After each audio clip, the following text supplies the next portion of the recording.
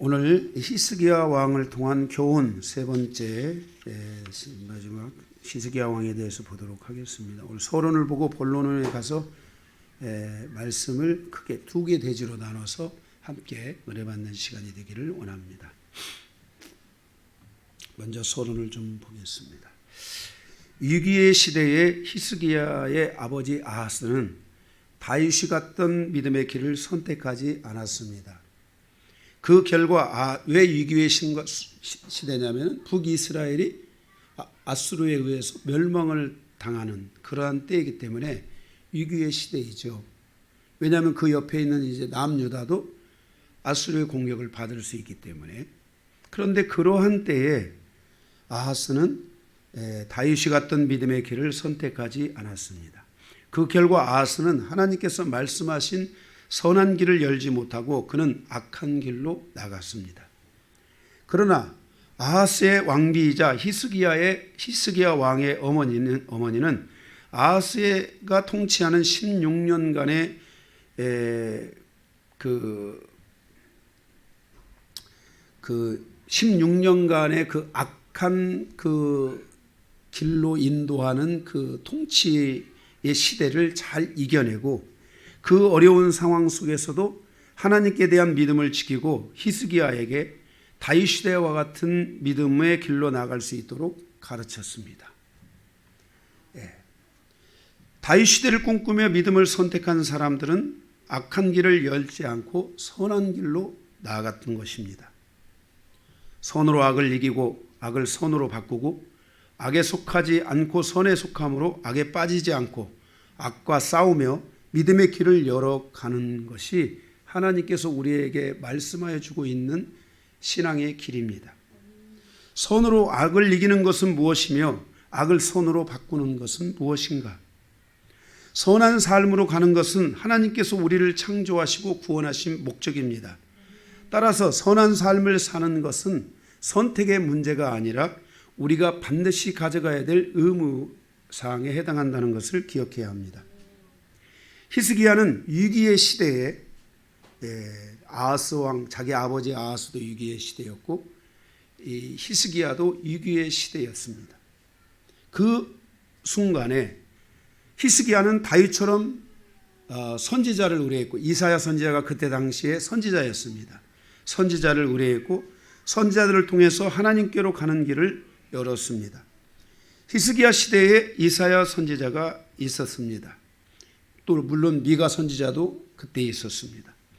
북이스라엘이 아수르에 멸망하면서 같은 민족이면서 남유다는 풍전등화와 같은 위기의 순간이 그들을 향하여 지금 다가오고 있고 아수르 왕은 그 히스기야 왕의 목을 이제 치기 위해서 예루살렘에 방문하는 이런 정말 절대절명의 위기의 상황이었습니다.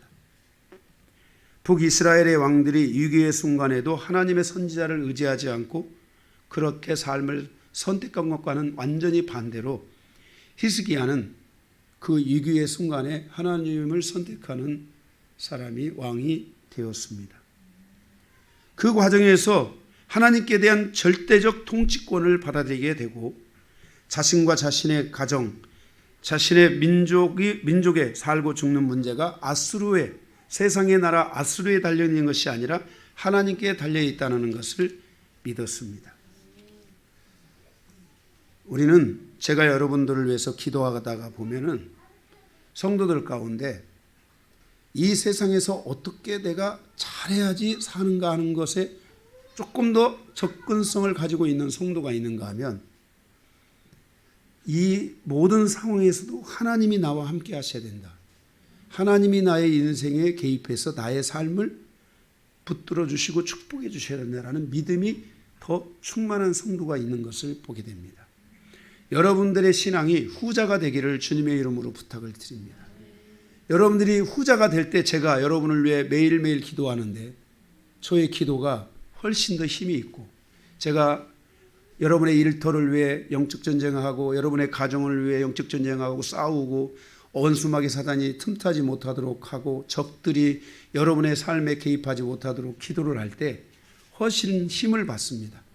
저는 그렇게 기도하는데 여러분들은 더 세상을 자꾸 의지하려고 하고 세상을 더 바라보려고 하는 마음을 여러분들이 갖게 되고 하나님의 말씀에 순종해서 하나님의 뜻대로 가려고 하는 것보다는 여러분들의 의지와 여러분들의 생각에 따라서 가려고 하는 의지가 강하게 되면 저의 기도가 많이 힘든다는 것을 여러분들이 기억해 주시고 여러분들도 히스기야와 같이 정말 큰 위기, 자기 목숨을 내놔야 되는 위기의 상황 속에서도 히스기야는 하나님을 선택해서 하나님께서 히스기야 왕을 위해 싸워주시고 남유다를 지켜주시는 그 일로 인해서 남유다가 한 150년 가까이 이 아수르로부터 보호를 받습니다. 150년 짧은 세월이 아니죠. 만약에 그때 히스기야가 잘못 선택했다면 아마 죽었을 거예요.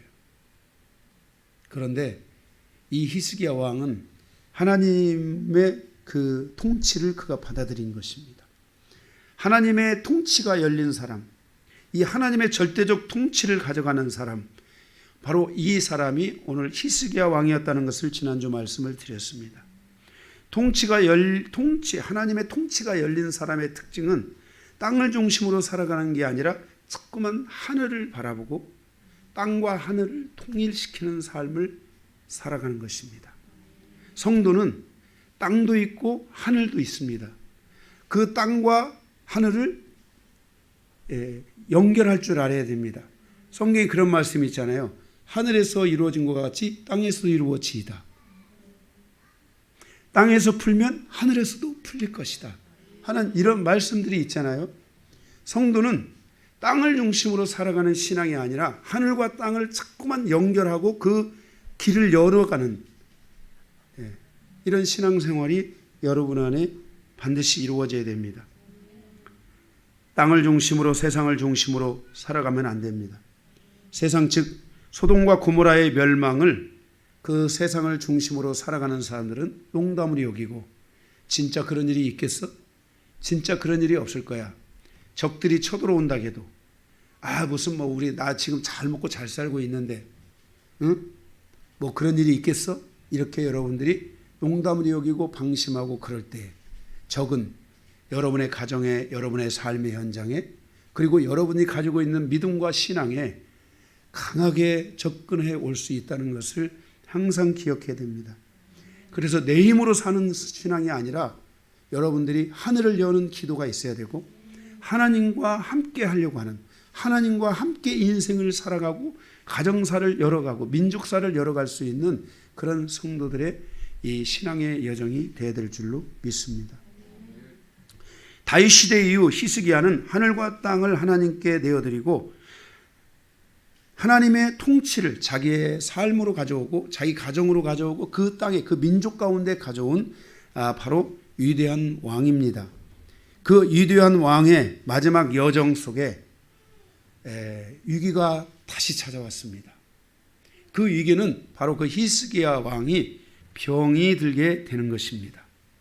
제2의 위기의 순간을 맞이한 히스기야, 그 히스기야 왕의 제2의 위기의 이 순간을 통해서 주시는 교훈이 무엇인가? 그 우리가 교훈을 함께 오늘 우리가 살펴보면서 은혜 받는 그런 시간이 되기를 원합니다. 오늘 두 개의 대주로 나눠져 있는데 첫 번째는 히스기야 왕의 기도를 통한 교훈에 대해서 보겠고요.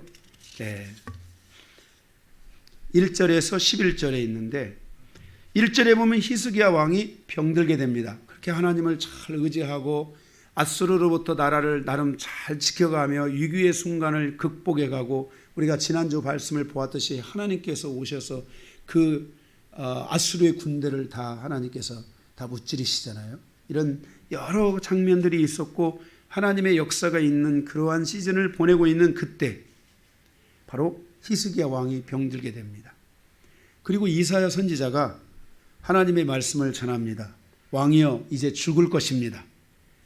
그러니 왕은 이제 모든 것을 정리하십시오. 이렇게 이사야 선지자가 히스기야 왕에게 와서 말을 합니다.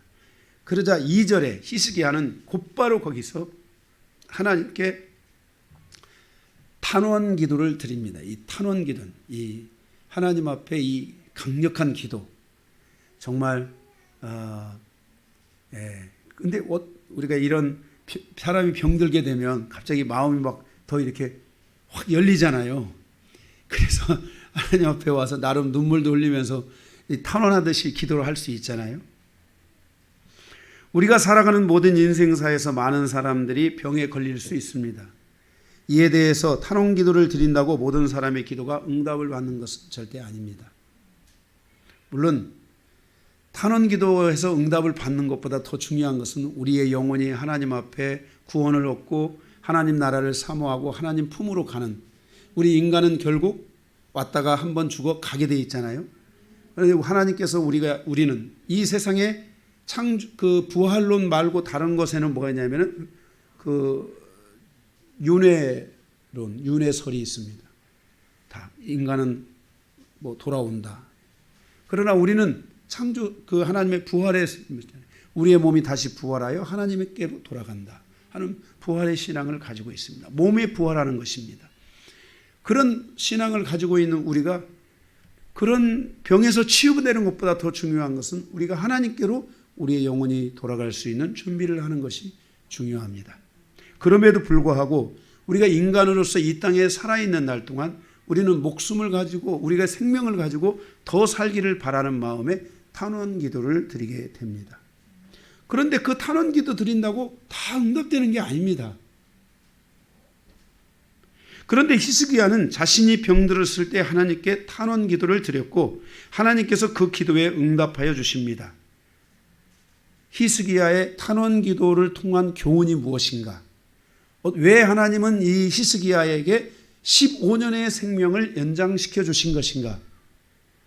오늘 히스기야의 탄원 기도 내용 안에 하나님이 히스기야의 생명을 15년 연장시켜 주신 그 답이 있습니다. 여러분들도 인생에 어떤 위기가 올지 모릅니다. 병이 들지, 어떤 삶의 위기가 올지 모릅니다. 오늘 이 말씀을 듣고 이 말씀을 여러분들이 반드시 잘 외워야 됩니다. 이것은 여러분의 인생사에 아무 일 없이 그저 잔잔한 바람에 돛담배 달고 순탄하게 가는 것이 여러분을 향한 저의 기도의 목표입니다. 여러분이 꼭 그렇게 되기를 바라고 소망하고 그 안에서 여러분들이 믿음 안에서 고요하고 잔잔하게 주님을 바라보며 주님과 동행하며 에녹과 같이 살아가기를 주님의 이름으로 부탁을 드리고 다윗 시대가 같이 주님을 찬양하고 주님을 바라보며 살아가는 영혼들이 되시기를 바랍니다.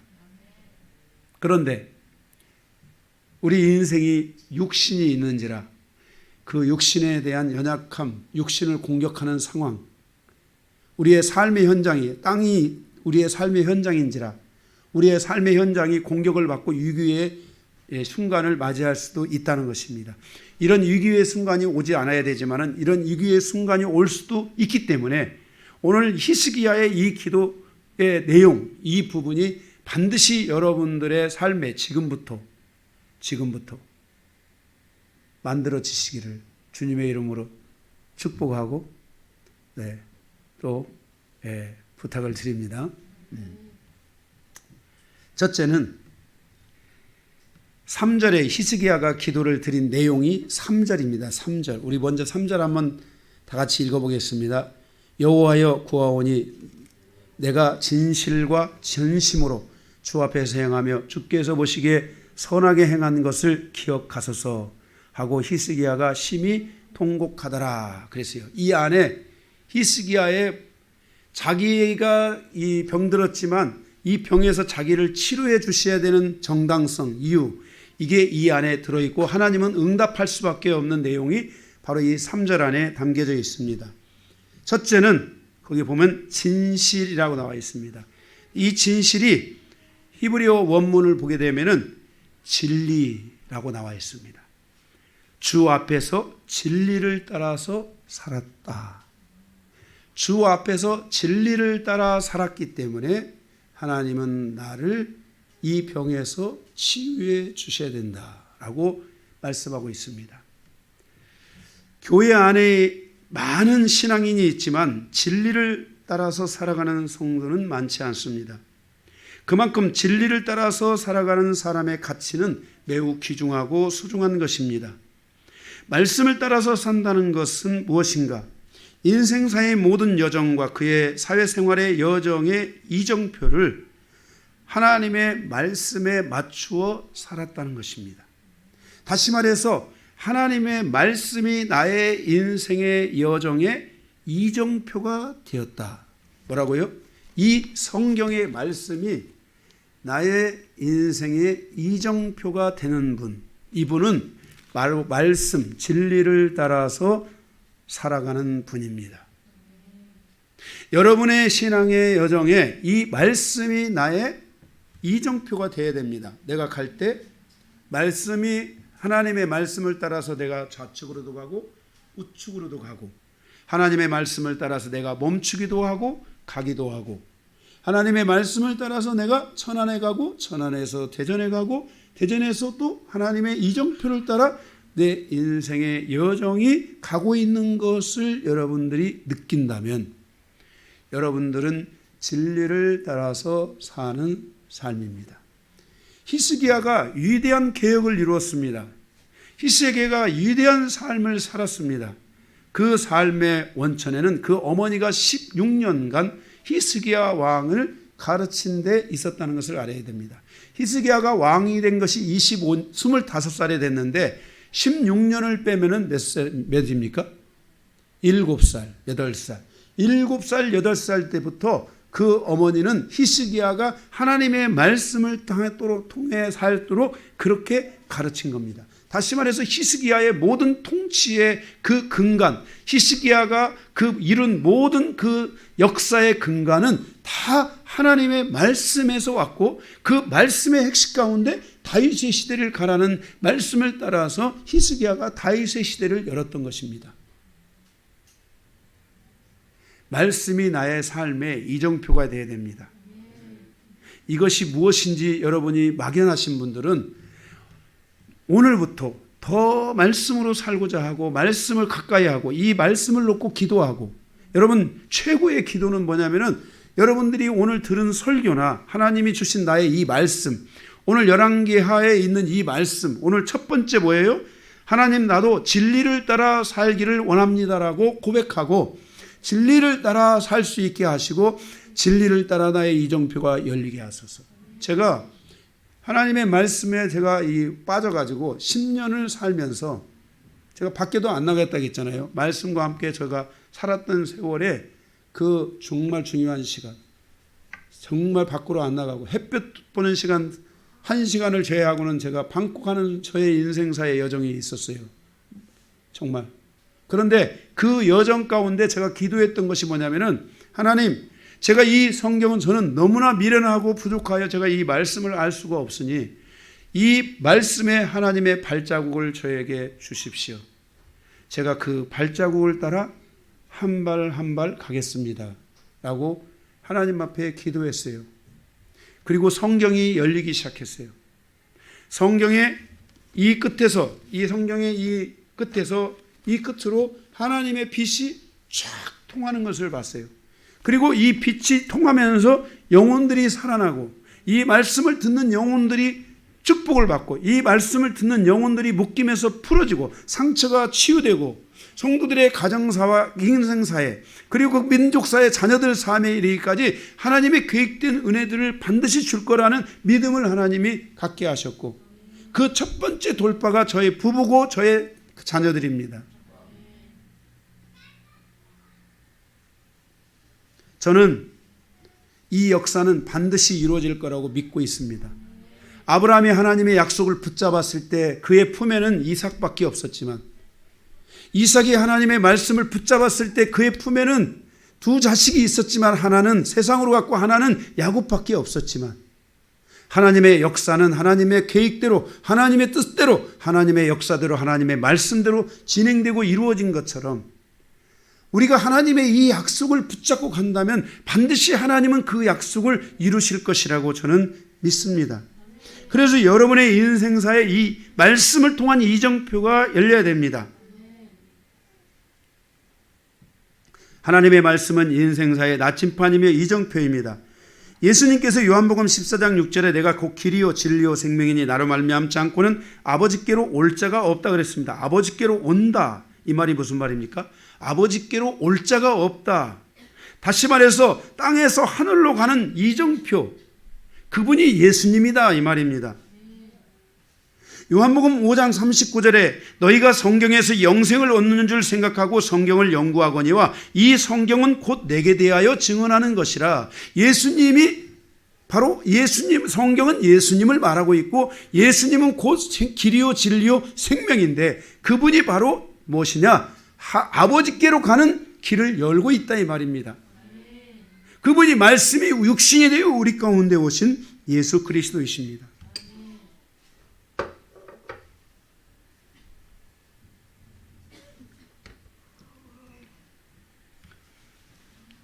예수님의 모든 여정은 말씀을 이루고 말씀의 이정표를 따라가는 여정이었습니다. 여러분의 여정이 말씀에 따라서 가야 됩니다. 그래서 여러분들이 첫 번째 가장 중요한 것 중에 저의 입을 통해서든 하나님 말씀을 통해서든지 여러분에게 하나님이 무엇을 말씀하실 때는 바로 순종하는 습관을 가져야 됩니다. 여러분들이 조심해야 될 게 있습니다. 여러분의 영혼이 말씀을 좀 안다고 해서 교만해지게 되면은 말씀을 자꾸 판단하려고 합니다. 여러분 판단하는 거 멈추십시오. 순종하십시오. 언제 하나님이 여러분에게 판단할 능력을 주셨습니까? 말씀은 순종하기 위해서 있습니다. 저도 하나님의 말씀에 대해서 제가 판단하려고 하지 않고 순종하려고 합니다. 우리가 하나님의 말씀에 순종하는 이 여정이 반드시 이루어지기 시작할 때 그 순종을 통해서 말씀은 우리에게 이정표로 다가오기 시작합니다. 예수님께서 아버지께로 온다라고 하는 것을 예수님께서 왜 이런 말씀을 하셨냐면은 요한복음 14장 5절에 도마가 예수님께 주여 주께서 어디로 가는지 라고 물었습니다. 그래서 주님께서 그 말씀을 하셨던 것입니다. 예수님이 곧 진리, 곧 말씀이고 말씀이 곧 예수님이십니다. 따라서 우리가 예수님을 따라가는 것은 진리를 따라가는 것이고 진리를 따라가는 것은 곧 예수님을 따라가는 것입니다. 여러분들이 말씀을 놓지 말고 말씀을 집중해야 되는 이유, 바로 여러분의 인생사에 언제 어떤 상황에서 하나님과 나와의 진정한 교통이 이루어지고 하나님께 나가 내가 기도하고 하나님께서 나의 기도에 함께 하셔야 되는 이 여정이 반드시 여러분들에게 열려야 되기 위해서도 그런 삶이 여러분에게 있어야 하기 때문에도 그렇지만 여러분들의 삶에 반드시 이 말씀이 여러분에게 이정표가 되어 말씀을 따라 한 발 한 발 가야 됩니다. 말씀이 없는 분들은 저는 성경에서 제가 이 말씀을 하나님의 말씀을 제가 설교하기 위해서 붙들고 나올 때 저는 주석 같은 거 안 봅니다. 주석 다 버렸습니다. 책 같은 거 안 봅니다. 은혜를 여러분들이 자꾸 남의 간증을 통해서 은혜 받으려고 하는 분들이 있습니다. 여러분 남의 간증을 통해서 은혜 받지 말고 하나님께 은혜 받아야 됩니다. 하나님과 나와의 감정이 통해야 되고 하나님과 나와의 인격이 통해야 되고 하나님과 나와의 말이 통해야 됩니다. 하나님과 나와의 그 뭔가가 그 하나님의 소리가 뭔가 내게 느껴오고 들려오는 것 같은 이런 은혜를 여러분들이 더 많이 갈망해야 됩니다. 자꾸만 하나님의 소리를 들으려고 하고 여러분들이 하나님의 소리에 가까이 하려고 하고 하나님의 말씀에 가까이 하려고 해야지 사람을 통해서 여러분들이 간증을 통해서 여러분들이 은혜 받기 시작하면 여러분들은 매일 박수치는 인생, 여러분 인생이 박수치는 인생도 돼야 되겠지만 남 박수 쳐줄 줄도 알아야 됩니다. 박수 쳐주는 게 얼마나 중요합니까? 박수 쳐줄 줄 아는 사람이 나중에 박수를 받는 겁니다. 그런데 여러분의 인생이 박수만 치는 인생이 아니라 박수를 받는 인생이 돼야 됩니다. 제가 왜 독방에 들어가서 저의 서재에 들어가서 나오지 않고 이 하나님의 말씀에 목숨을 걸었냐면은 그것은 바로 제가 박수치는 인생이 아니라 카피하는 목회가 아니라 말씀을 제가 옛날에 유명한 한국 강산의 유명한 목사님들 말씀 제가 다 카피해서 설교했던 사람입니다. 제가 이렇게 카피하는 인생이 아니라 진짜 하나님의 말씀, 하나님의 가슴, 하나님의 마음, 그 마음을 전하는 이 말씀이 나에게 하나님의 마음으로 다가올 수 있도록 하는 이 말씀을 전해야 되겠다고 결단을 하고 제가 서재에서 나오지 않은 겁니다. 여러분들 하나님과 교감하셔야 됩니다. 느낌이 자꾸 하나님을 여러분들이 초대하는 느낌이 와야 됩니다. 내가 길을 갈 때도 하나님이 나를 붙드신다고 믿어야 됩니다. 저기 있는 꽃 한 송이가 하나님이 나를 위해 만드셨다라는 이 소리가 내게 들려야 됩니다. 요한아, 이 꽃은 내가 너를 위해 만든 것이다. 요한아, 이 나무는 내가 너를 위해서 만든 것이다. 요한아, 이 차는 내가 너를 위해서 준 것이다. 요한아, 이 자식들은 내가 너를 위해서 준 것이다. 모든 것이 하나님께서 나에게 주신 것으로, 모든 것이 하나님이 나를 위해 만드신 것으로, 모든 것이 하나님이 나를 위해 존재하시는 것으로, 내가 하나님의 아들이니까, 내가 하나님의 왕자니까, 내가 하나님의 상속자니까, 너희는 자녀이고 자녀이면 또한 그리스도와 함께 상속자이고, 여러분들이 남 간증 듣고 사는 신앙이 아니라 말씀이 깊이 들어가는 신앙들이 돼야 됩니다. 말씀을 놓고 여러분 기도하십시오. 제가 저 초창기에 제가 이 말씀을 계속 볼 때는 저는 다른 기도 안 했습니다. 말씀 놓고 하는 기도밖에 안 했습니다.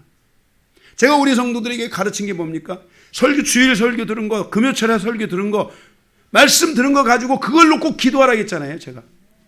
네, 말씀을 놓고 기도해야 됩니다. 그렇지 않으면 초등학교 유치부 신앙입니다. 우는 신앙이에요. 이거 주세요, 저거 주세요, 잉잉, 이거 주세요, 잉. 그러면은 1년은 줍니다. 애들도요, 1년, 2년은 줍니다. 우리 요호가 울면 밥 줍니다. 그런데 저 유진이가 밥 달라고 울어보십시오. 꼼밥 나가는 거예요, 꼼밥. 여러분, 신앙도 하나님 앞에서 우는 신앙 되면 안 돼요. 말씀을 놓고 여러분들이 기도하십시오. 그러면 말씀에 길이 있습니다. 예수님이 그랬잖아요. 내가 곧 길이요 진리요 생명이다. 말씀이 예수고 예수가 말씀입니다. 히스기야의 생명이 중요했던 것은 그가 진리를 따라서 살았기 때문입니다. 그의 생명은 지금 죽어서는 안 되는 것입니다. 왜? 진리를 따라서 산 그의 인생이 얼마나 가치가 있고 얼마나 위대한 것입니까? 그 땅에, 이스라엘 땅에, 그 땅에 수없이 많은 사람이 있었지만은 히스기야만큼 하나님의 말씀을 따라 산 사람이 별로 없었던 것입니다. 그런 하나님이 그 산 사람을 하나님의 생명으로 그 때가 돼서 거둔다는 것은 너무나 아까웠던 것입니다. 그의 생명의 가치는 그 천이요 만을 이룰 수 있는, 백만 천만을 이룰 수 있는 그런 위대한 가치를 가진 것입니다. 한 사람의 성도가 진리를 따라 살아가게 되면 그 성도의 그 가치는 시간이 흐르면 흐를수록 말씀의 가치와 함께 천하보다도 더 귀한 진정한 가치로 탄생한다는 것을 기억하십시오. 그러면 주님이 말씀하셨습니다. 밭에 보화가 있는데 내가 모든 재산을 팔아 그것을 사리라. 위대한 가치, 진주. 여러분의 인생이 진주가 되어야 됩니다. 장사꾼은 진주를 발견한 자와 같다. 여러분, 성도의 가치가 어디에서 만들어질까요? 돈 많이 번 사람? 좋은 옷 입고 다니는 사람? 얼굴이 예쁜 사람? 힘이 좋고 목소리가 큰 사람? 아닙니다. 성경에서 우리가 볼 수 있는 것은, 특별히 오늘 히스기야를 통해 봐야 될 것은 진리를 따라가는 여정이 그에게 있었기 때문에 하나님은 히스기야의 그 기도를 받으시고 15년을 더 연장시켜 주셨던 것입니다. 둘째, 3절입니다. 주 앞에서 전심으로 살았다 하겠습니다. 이 전심으로 산다는 말은 완전한 마음으로 살다 이 말입니다. 주 앞에서 완전한 마음으로 살았다는 것은 다른 것을 바라보지 않았다는 것입니다. 내 아내는 저에 대하여 완전한 여인입니다. 다른 남자를 바라보지 않습니다. 오직 강요한만을 바라봅니다. 히스기야 왕은 다른 것을 바라보지 않았습니다. 땅을 중심으로 살아간 것이 아니라 하나님을 바라보는 신앙이 중심이 되어 살았습니다. 요한일서 2장 15절에 땅이나 땅에 있는 것들을 사랑하지 말라. 누구든지 땅을 사랑하면 아버지의 사랑이 그 안에 있지 아니하다라고 말씀하셨습니다. 히스기야는 땅이나 땅에 있는 것을 사랑하지 않고 오직 하나님 아버지를 사랑하며 완전한 마음으로 하나님을 바라보는 인생사를 살아갔습니다. 우리가 하나님을 사랑하는 삶을 살 때 온전한 치유와 회복이 이루어지고 그의 삶은 성령의 열매를 거두게 될 것입니다. 그러한 영혼에게 성령의 열매를 거두는 삶에 방해가 될 것은 아무것도 없다고 갈라디아서 5장에 말씀하고 있습니다. 아버지를 사랑하여 아버지를 닮아 아버지가 원하시는 인생의 여정을 가는 그 여정이 바로 가장 행복한 여정인 것입니다. 여러분의 신앙의 10년, 20년, 30년 그 여정에 하나님을 사랑하는 마음으로 완전하시기를 주님의 이름으로 축복합니다. 여러분이 하나님 사랑하게 되고 하나님을 여러분이 붙잡게 되면 하나님이 여러분 마음 치유해 주실 거예요. 세상에 지치고 힘들 때 치유해 주실 거예요. 가족사에서 지치고 힘들 때 치유해 주실 거예요. 여러분, 하나님이 여러분을 회복시켜 주셔야 여러분이 이 세상 살아갈 수 있습니다. 우리가 살아가는 이 세상의 여정, 강건하면 70이요 80이라고 한 그 여정은 결코 우리에게 만만한 여정이 아닙니다. 그 여정에 우리가 하나님이 나를 치유해 주시지 않는다면 나는 상처받고 나는 영적으로 묶이고 고달퍼져서 결국 잘못하면 지옥 가는 인생이 될 수도 있을 수 있습니다. 그리고 사람에게 치이고 사람에게 아픔 당하고 세상에서 공격받고 물질의 공격, 사람의 공격, 수없이 많은 공격들 이겨내지 못하고 잘못하게 되면 원망과 불평과 함께 이스라엘의 사람들처럼 광야에 묻혀버릴 수가 있습니다. 여러분의 인생이 치유가 될 수 있는, 회복될 수 있는 길이 하나님을 사랑하는 것입니다. 저는 지금도 제가 이 말씀과 함께 살아온 이 10여 년의 이 세월 속에서 하나님을 너무나 사랑했기 때문에 지금도 저는 하나님 사랑합니다 그러면 제 가슴이 막 확 울렁거립니다. 하나님 사랑합니다 하면 눈물이 확 핑 돕니다. 제가 기도할 때 하나님 사랑합니다 하면은 저의 마음이 다시 하나님을 향하여서 다시 집중되고, 여러분의 인생에 이렇게 하나님께 집중될 수 있는 완전한 마음, 온전한 마음이 되어야 됩니다. 여러분 힘들 때 하나님 사랑합니다 하면 하나님의 사랑이 여러분을 확 덮어버리는, 응? 그 아버지의 힘이 우리를 확 덮어주는 이 은혜가 있어야 됩니다. 그러면 여러분들은 다시 거기서 살아나고 힘을 얻습니다. 하나님이 우리에게 그냥 외적인 힘만 주시는 게 아닙니다. 실질적으로 히스기야의 생명을 15년 연장시켜 주신 것처럼 하나님은 우리를 그렇게 붙드셔요. 여러분 다윗 시대를 보십시오. 다윗이 하나님을 얼마나 사랑하는 자였습니까? 다윗의 시편은 하나님의 사랑으로 충만하게 채워져 있는 내용들입니다. 그런데 그 다윗이 그 힘들 때, 적에게 쫓겨 도망갈 때 애굽 소년이 와서 다윗을 돕기도 하고 기타 등등 다윗을 돕는 손길들을 하나님이 그 순간순간 곳곳에 계곡마다 어디마다 다 숨기셔가지고 하나님이 다윗을 붙들어 주시지 않습니까? 이게 바로 다윗 시대, 그래서 다윗 시대로 가라는 것입니다. 모든 사람이 다 다윗이 될 수 없습니다. 그러나 하나님은 한 시대를 통해서 그 시대에 하나님의 역사를 보여주심으로 그 시대를 바라고 갈 수 있도록 우리에게 길을 열어줄 수 있다는 것을 기억해야 됩니다. 모든 사람이 다 아브라함이 될 수 없습니다. 그러나 하나님은 아브라함의 세대를 통해 그 아브라함이 갔던 길을 우리에게 보여주고 그 길로 가도록 우리에게 말씀합니다. 내가 아브라함이 되려고 하지 마시고 아브라함이 갔던 그 길로 가면 되는 것입니다. 우리는 어리석게도 자기가 다윗 되려고 합니다. 다윗 되려고 할 필요 없습니다. 다윗이 갔던 그 길로 우리는 가면 됩니다. 할렐루야. 세 번째, 3절에 선을 행한 것을 기억하소서 그랬어요. 선을 행한 거, 거기에 보면 선을 행한 것을 기억하옵소서 그랬어요.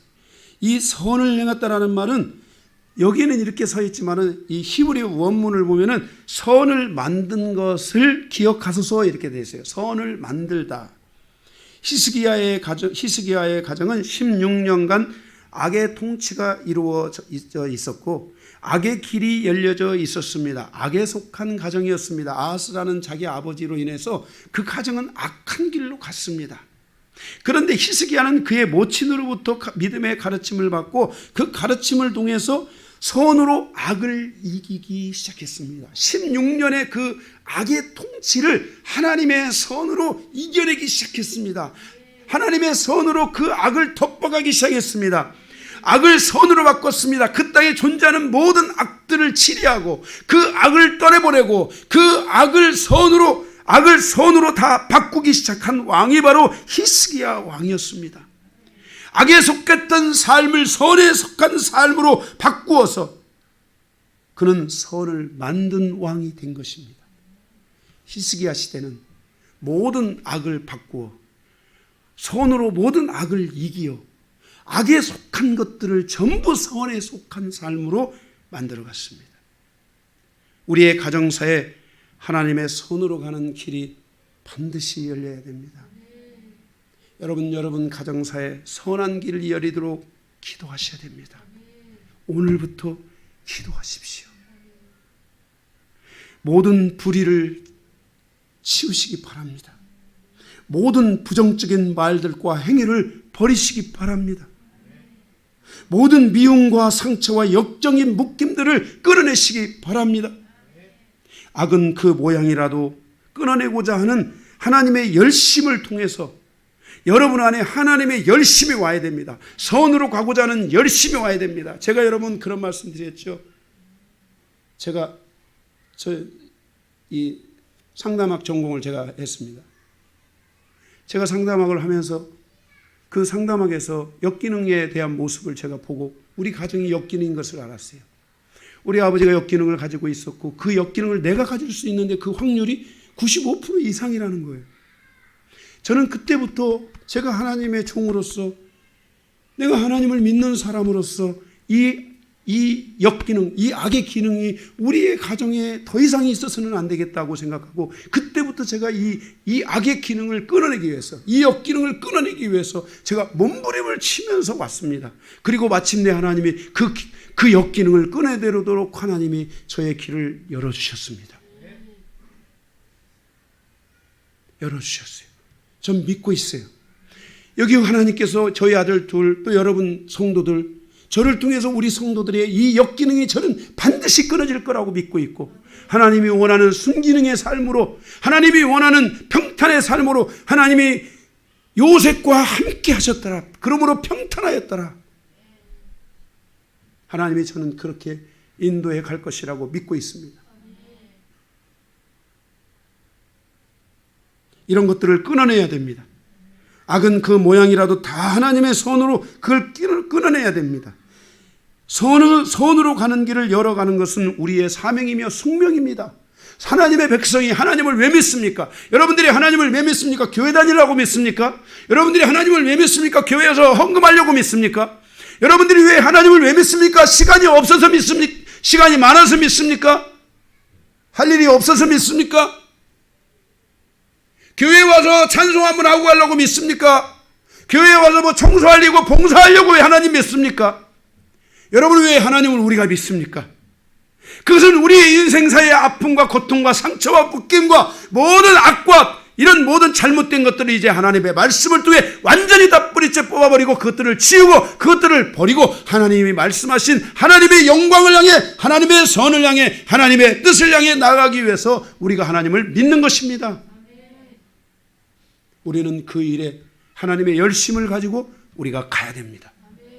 히스기야 왕은 그렇게 갔던 것입니다. 그래서 히스기야 왕의 가치는 매우 위대한 가치를 가진 생명이었습니다.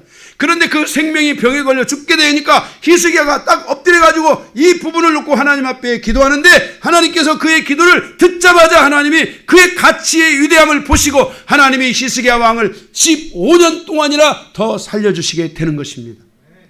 생명은 위대하지만 그 중에서도 진리를 가진 생명,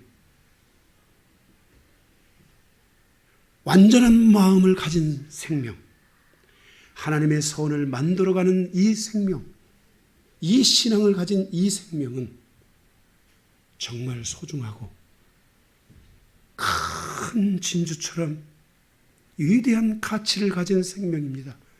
이것이 성경입니다. 이것이 하나님이 우리에게 말씀하는 것입니다.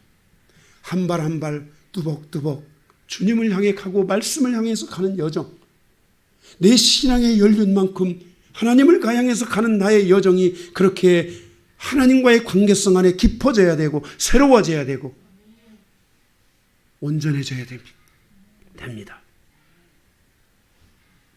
마지막 네 번째, 3절의 눈물의 기도입니다. 제가 그랬죠. 요한계시록에 성도의 눈물은 천사가, 여기 보세요. 이거는 그냥 플라스틱 쟁반이지만 금쟁반에 받아서 성도의 눈물을 흘리면 그것을 천사들이 받아서 그것을 아버지의 보좌 앞으로 가서 거제로 이 눈썹에 위에서 드리는 게 거제입니다. 거제로 그것을 아버지의 보좌 앞에 가서 이것이 강요한 성도의 눈물입니다. 아버지 이렇게 다 갖다 이 천사가 받아들이면 아버지니까, 그분이 우리 아버지니까 우리의 그 눈물에 귀를 기울이시기 시작하는 거예요. 그의 눈물이 진정성이 있는가 없는가, 그의 눈물의 가치가 얼마나 되나. 인내가 필요하면 아버지가 인내하실 것이고 더 지켜보기를 원하면 아버지께서 지켜보실 거예요. 여러분의 눈물은 그런 가치가 있습니다. 눈물의 기도는 어디서 나오는 것입니까? 눈에서 나오는 것이 아니라 마음에서 나오는 것입니다. 왜 이러한 눈물이 나왔는가? 더 살고 싶은 욕망 때문입니까? 더 살고 싶은 욕망이 있다고 눈물이 나옵니까? 암에 걸려서 죽어가는 사람이 막 시도 때도 없이 울고 있습니까? 그 진한 눈물이 나오던가요? 하나님의 뜻을 이루기 위한 갈망이 눈물을 가져다 줍니다. 하나님의 뜻을 이루기 위한 갈망은 우리 영혼의 눈물을 깊은 우물에서 끌어올리게 합니다.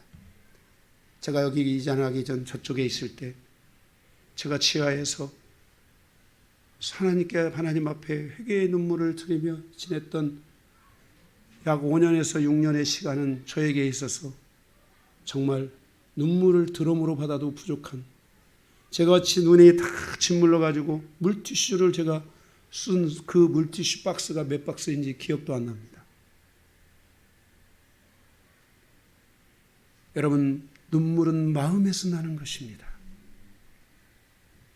하나님의 눈물은 뜻을 이루기 위한 눈물입니다. 강요한이가 성공하기 위해서 눈물을 흘린 게 아닙니다. 강요한이가 목사로서 뭔가 위대한 한 능력을 가진 사람으로 살기 위해서 눈물을 흘린 게 아닙니다. 하나님이 원하는 눈물은 그런 눈물이 아닙니다. 하나님의 뜻을 이루기 위한 눈물. 그래서 그 하나님의 뜻을 이루기 위한 갈망은 우리의 영혼의 눈물을 깊은 우물에서 끌어올리게 합니다. 눈물의 깊은 마음의 샘이 열려야 됩니다. 성도의 삶은 하나님의 뜻을 이루겠다는 깊은 마음의 우물이 있어야 합니다. 생명의 우물, 하나님의 생명을 가진 마음이 있어야 합니다. 히스기야의 눈물은 바로 하나님의 뜻을 이루어가기 위한 눈물이었습니다.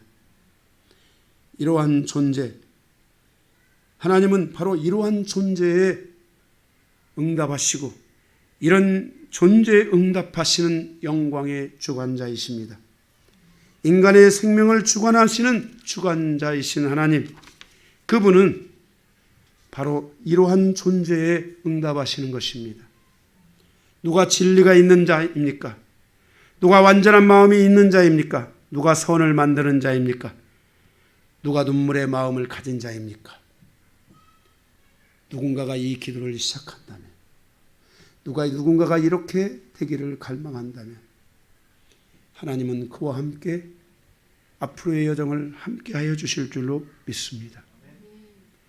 이러한 존재의 가치는 위기의 순간에 그 가치의 위대함을 알 수 있게 되는 것입니다. 오늘 히스기야 왕의 두 번째 위기의 삶을 통해 주시는 이 교훈이 저와 여러분의 교훈이 되기를 바라고, 이 가르침을 통해 다시 한번 내 마음을 책망하고 내 마음을 두드리고 내 마음을 다시 한번 깨트리고 주님의 말씀에 순응하여 가는 여정이 되시기 바랍니다. 마지막으로 히스기야가 바라본 하나님의 통치를 통한 교훈 보겠습니다. 번호가 3개 있는데 가로 1번 12절에 15절 히스기야의 실수. 바벨론 왕의 위로가 있을 때 히스기야는 바벨론의 군사에게 자신의 모든 내탕골을 보여줍니다. 이것은 히스기야의 실수였습니다. 물론 그 당시 바벨론은 훗날 바벨론 제국을 이룰 수 있는 영향력을 가지고 있었던 것은 아닙니다. 그러나 이로부터 100년에서 150년 이후에 바벨론은 막강한 군사력을 가진 신흥국가로 성장하게 됩니다. 결국 남유다는 바벨론에 의해서 멸망하게 되고 내탕골에 있는 보물들이 바벨론으로 옮겨지는 것을 성경에서 볼 수 있습니다. 그러나 히스기야의 실수가 남유다의 멸망으로 이어진 것은 아니라는 것을 기억해야 합니다. 이미 남유다의 멸망에는 예언되어져 있었습니다. 그런데 이사야 선지자는 이러한 부분에 대하여 히스기야 왕에게 말하게 되고 히스기야 왕은 자신의 실수를 클리어하게 인정을 하게 됩니다. 그런데 그 과정에서 하나님이 주시는 은혜들이 있습니다. 두 번째는 18절에 남유다가 멸망에 이르게 될 때 그의 자손 중에서 바벨론의 황관으로 사로잡혀 갈 것이라고 18절에 이사야 선지자가 예언을 하게 됩니다.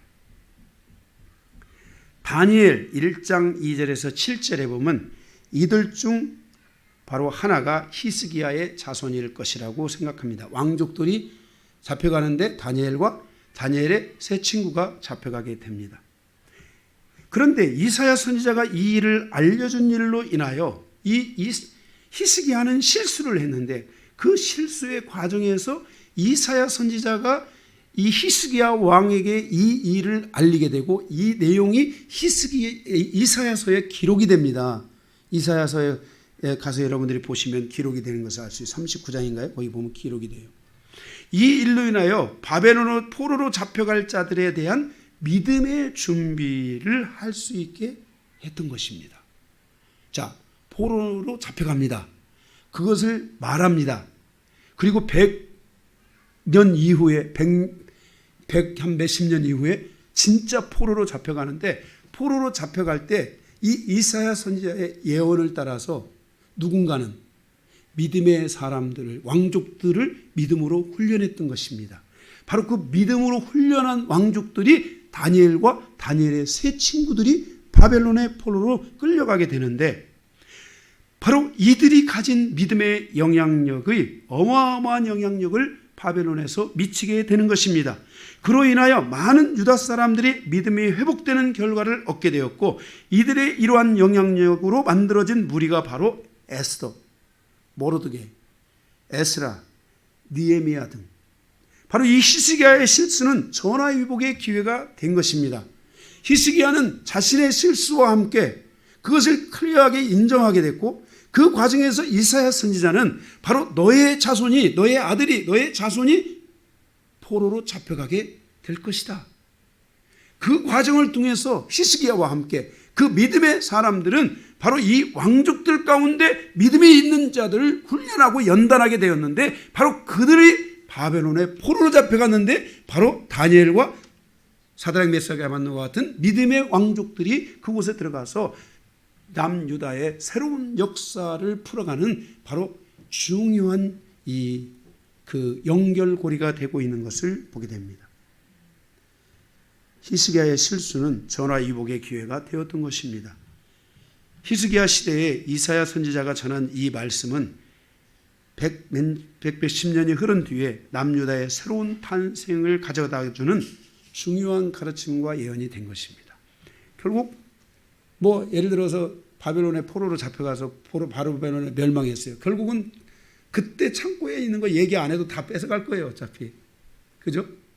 그것이 그 말을 했다고 해서 그게 이스라엘, 남유다의 멸망을 가져다 주고 그런 건 절대로 아닙니다. 그런데 이 과정에서 바로 이 과정에서 이 실수에 대하여 하나님은 이 이사야 선지자를 통해서 히스기야에게 중요한 정보를 주게 되고 히스기야는 하나님의 사람이었어요. 이 선지자가 준 이 말을 그가 버리지 않고, 여러분 우리가 하나님의 말씀, 하나님의 계획, 이 하나님의 이 뜻이나 이런 것을 여러분들이 이것을 하나님의 말씀을 땅에다가 버리는, 설정하는 이런 습관을 가지면 안 돼요. 여러분들이 말씀을 자꾸 버리는 분들이 있어요. 말씀을 버리면 여러분 사단이가 다 먹어버려요. 말씀을 여러분들이 버리는 습관이 아니라 말씀을 자꾸 여러분들이 갖는 습관을 가지셔야 돼요. 말씀을 가져야 돼요. 제가 이거는 참 별로 좋은 예화가 아니지만, 저는 제가 교회를 처음 나갔는데 제가 목사님 코밑에서 목사님이 주시는 말씀을 제가 다 기록했어요. 저에게 신앙의 시작이에요. 다 기록하고 잊어버릴까 봐 성경에다가 그 말씀을 다 적은 거예요. 그래서 제 성경 처음 저의 성경책이 이렇게 두꺼워요. 왜냐하면 너무 많이 읽고 넘겨가지고 달았어. 그래서 성경이 이렇게 두꺼워. 그래서 하나님이 저한테 말씀을 열어주신 것 같아요. 그때부터 이미 저의 이 몸 안에 하나님이 말씀의 검을 주신 거예요. 제가 그때 소원이 뭐였냐면은 성경 66권을 다 강해하고 죽는 것이 저의 소원이었어요. 그런데 진짜 그게 이루어지고 있어요. 지금 우리 한 50권 가까이 강해했잖아요. 얼마 안 남았어요. 응? 내 죽을 날이 얼마 안 남은지, 성경 강해가 얼마 안 남으면 천천히 해야 될 것 같아요. 오래 살려면. 응? 여러분 말씀을 버리려고 하지 말고요. 자꾸 여러분들이요 말씀을 갖고요. 여러분들이 말씀을 갖다가 은혜가 된 것들은요 놓고 기도하시고, 노트나 어디다가 적어가지고 여러분들이 그걸 놓고 계속 기도해 보세요. 하나님의 말씀은요 그렇잖아요. 꽃도 지고 뭣도 지고 다 사라질지라도 여호와의 말씀은 영원토록 있도다. 할렐루야. 네. 히스기야 왕에게 이 말을 전해주므로 히스기야 왕은 왕족들 가운데 누군가를 아마 믿음으로 100여 년의 시간을 통해 훈련을 한 거야. 그래서 다니엘이 탄생한 거야. 그리고 사드락 메삭 아벳느고 같은 위대한 믿음의 사람들이 탄생했고, 그들이 거름이 되어 에스더, 모르드게, 에스라, 느헤미야와 같은 위대한 믿음의 사람들이 바로 그 시대에 탄생한 거야. 할렐루야.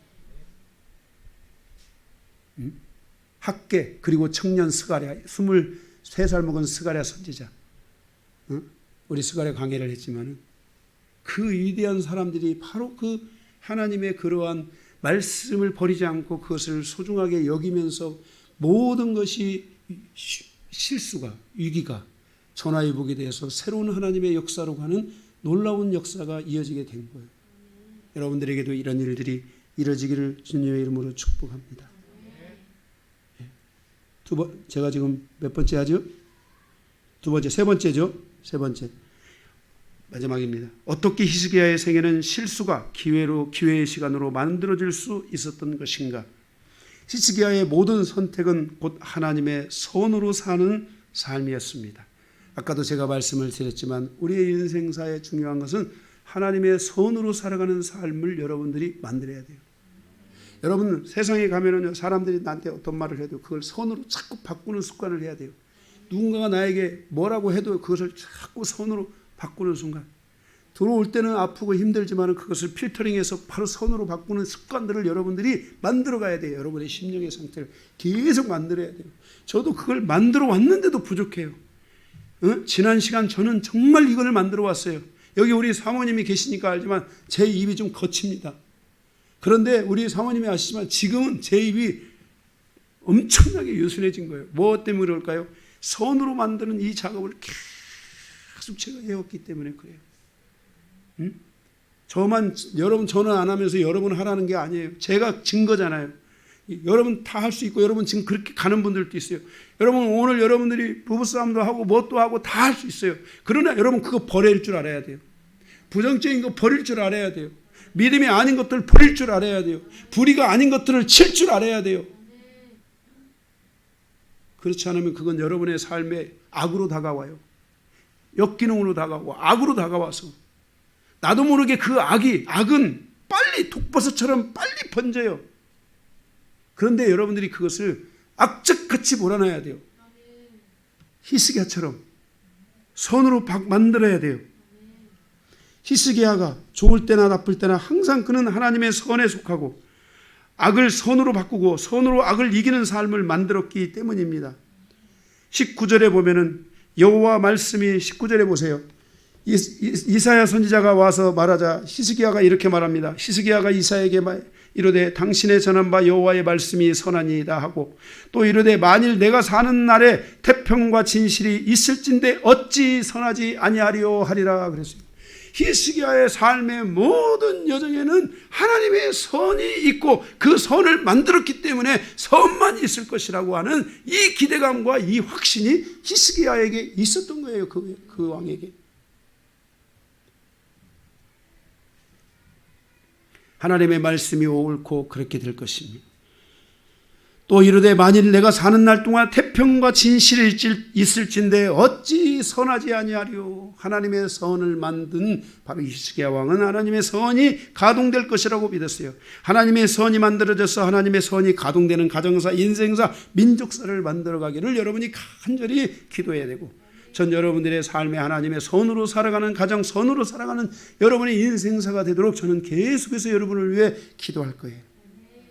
에베소 2장 10절을 다 같이 찾아서 읽겠어요. 마치겠습니다.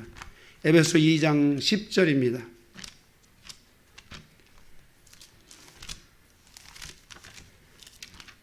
제가 오늘 설교를 거의 따발총을 달리시 한번 좀 빨리 해보려고. 에베소 2장 10절. 자, 우리 다 같이 한번 읽겠습니다. 시작. 우리는 그가 만드신 바라 그리스도 예수 안에서 선한 일을 위하여 지으심을 받은 자니 이 일은 하나님이 전에 예배하사 우리로 그 가운데서 행하게 하려 하심이니라. 아멘. 하나님이 우리 만드신 바예요. 무엇을 위해서? 그리스도 예수 안에서 선한 일을 위하여 지으심을 받은 자다 그랬어요. 그 일은 하나님이 전에 예배하신 것인데 우리로 그 가운데서 그 선 가운데서 살아가도록 하기 위해서 만드신 거라는 거예요. 여러분의 인생의 목표가 하나님의 선을 이루는 목표가 되어야 돼요. 나는 나의 인생사와 내 가정사에 반드시 이 하나님의 선이 이루어지리라. 모든 선으로 악을 덮어버리고 선으로 악을 이기고 악을 모든 선으로 다 바꿔버리는, 누가 나를 향하여 악한 말을 한다 할지라도 그것을 선으로 바꿀 줄 알아버리는 거예요. 누가 나에게 어떤 악이 있다 한들 내 손으로 하나님의 선으로 나의 그 모든 악을 다 덮어버리는 거예요. 악이 있는데 이 악이 나의 인생사에 들어와 있고 내 가족사에 들어와 있을지라도 선의 악에 속해 있지만 이제는 내가 악에 속하지 않고 하나님의 선에 속한 자로 살아가는 이러한 삶을 살겠다는 이 믿음이 우리 안에 있어야 돼요. 우리 가정사가 하나님의 선에 속하게 하소서. 역기능에 끊어지고 역기능에서 사라지고 역기능에서 완전히 벌어지고 하나님의 완전한 선이 이루어져서 아브라함과 이삭과 야곱에게 주셨던 이 영광스러운 하나님의 역사를 이뤄가는 아브라함의 자손으로 살게 하소서. 아멘. 여러분 안에 이런 마음이 있습니다. 우리 한번 이 시간에 기도 한번 먼저 하고 찬양합시다. 하나님, 내 안에 악들이 있습니까? 내 가정사에 악들이 있습니까? 내 안에 부정적이고 부정하고 계속 불의하고 하나님을 원망하고 불평하고 했던 이 모든 악들, 하나님이여, 이 악이 내 가정의 강물처럼 흘러 바다를 이루고 이것이 하나님이여 우리의 인생사에 더 이상 이것들이 나의 삶에 존재하지 않기를 원합니다. 하나님이여, 내 입술에서 거칠어진 이 악들을 몰아내고 하나님의 선으로 충만케 된 삶을 살 수 있도록 인도하여 주시옵소서. 다 함께 우리